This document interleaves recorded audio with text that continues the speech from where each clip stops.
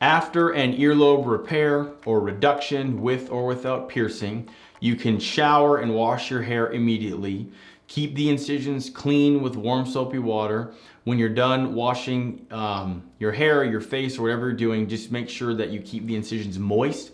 You can apply a little bit of bacitracin or Aquaphor to keep the healing incisions moist. If I placed an earring in at the time of the procedure, please leave that in place for 2 months to give the tissue tract time to heal.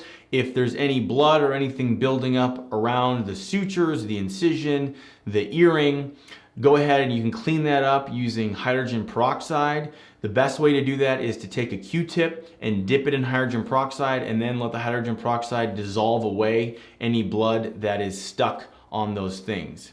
And then after that, pat it dry and apply some moisturizing ointments such as bacitracin or Aquaphor.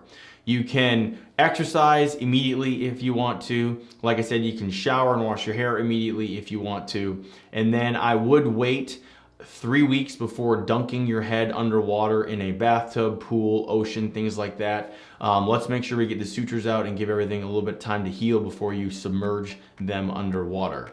To learn more, check out our website where you can upload your photos and concerns as a virtual consult. You can also check out our price estimator to get pricing information for all the various procedures we offer.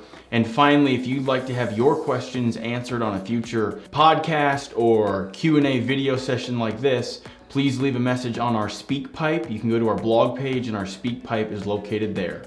Thanks for listening.